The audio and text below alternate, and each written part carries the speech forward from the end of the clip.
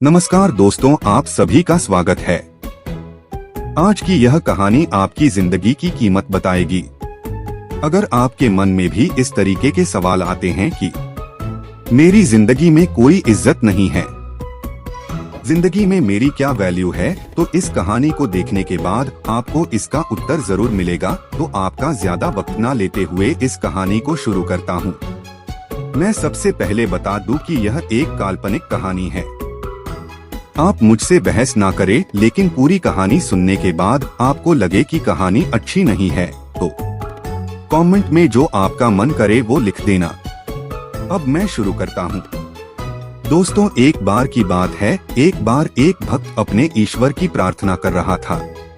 प्रार्थना करते करते वह रो रहा था और उसने कहा कि मेरी जिंदगी में कोई कदर नहीं करता, मेरी जिंदगी में कोई वैल्यू नहीं है, मेरा बुरा वक्त चल रहा है, कृपया मुझे कोई रास्ता दिखाएं।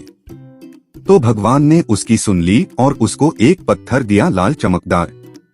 जी हाँ, लाल चमकदार पत्थर दिया। लेकिन भगवान ने कहा कि जाओ और इस पत्थर की कीमत पता करके आओ, लेकिन तुम इस पत्थर को बेच नहीं सकते। जब तुम इस पत्थर की कीमत पता करके आओगे तब शायद तुम्हें अपनी जिंदगी की कीमत पता लग जाएगी। वह भक्त चला गया।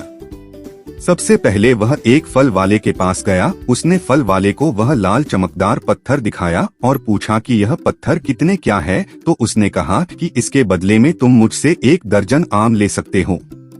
लेकिन उसने कहा मैं इस पत्थर को बेच नहीं सकता, मुझे सिर्फ इसकी कीमत पता करनी है। फल वाले ने कहा कि मैं इसके बदले में आपको सिर्फ 1 दर्जन आम ही दे सकता हूँ। यह सुनकर वह भक्त आगे चला गया। आगे जाकर के एक सब्जी मंडी में पहुँचा। सब्जी मंडी के व्यापारी की दुकान पर वह पहुँचा तो उसने कहा यह पत्थर कितने का है। उस विक्रेता ने उस पत्थर को ध्यान से देखा और कहा कि इस पत्थर की एवज में मैं तुम्हें 1 बोरी आलू दे सकता हूँ। तो भक्त ने कहा यानी कि आपकी नजर में इस पत्थर की कीमत 1 बोरी आलू के बराबर है। सब्जी वाले ने कहा बिल्कुल। भक्त बोला लेकिन मैं इस पत्थर को बेच नहीं सकता, क्योंकि मुझे सिर्फ इसकी कीमत पता करनी है। वह आगे चला गया। वह मार्केट में गया। अब की बार वह सुनार की दुकान में गया, यानी कि सोने चांदी की दुकान में गया। वह आधे घंटे तक बैठा रहा। सुनार ने पूछा कि यह पत्थर तुझे कहाँ से मिला, तो उसने सारे जवाब दिए। सुनार ने फिर अंततः जवाब दिया कि यह पत्थर मैं 1 करोड़ रुपए में खरीद सकता हूँ, यानी कि मेरे लिए इस पत्थर की कीमत 1 करोड़ रुपए है।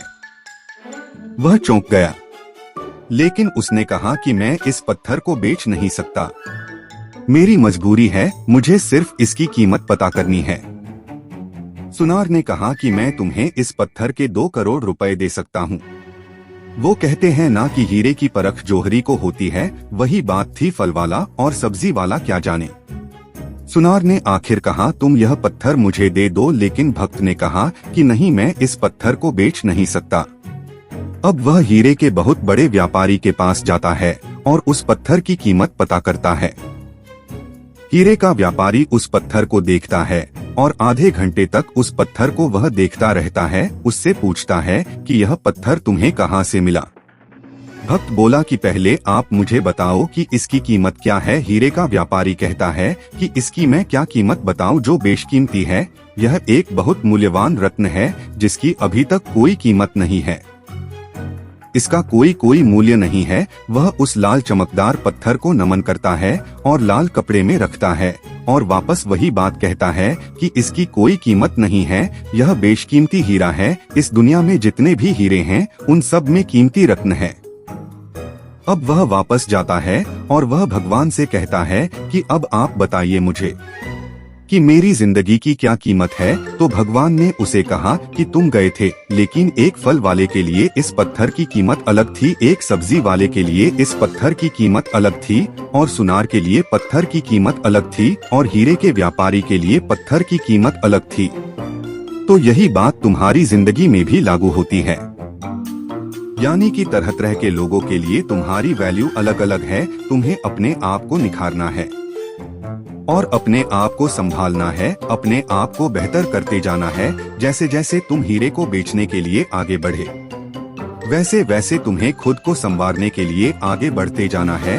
जिस दिन तुम हीरे के व्यापारी के संपर्क में आ जाओगे, उस दिन तुम्हारे अंदर का टैलेंट पहचान लिया जाएगा। उसी दिन तुम्हें वह अपॉर्चुनिटी मिल जाएगी या तुम्हें वह अवसर मिल जाएगा जिसकी तुम्हें तलाश है।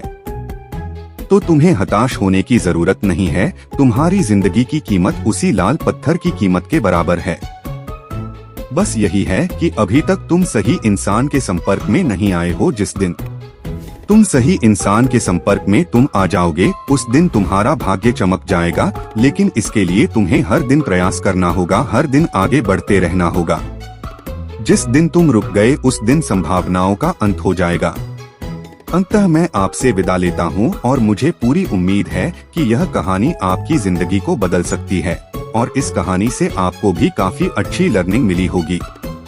लेकिन वीडियो अच्छी लगी हो तो लाइक जरूर करें और कमेंट के माध्यम से आपकी फीलिंग को साझा करें और अन्य लोगों के साथ शेयर जरूर करें जो सफलता के लिए परेशान है।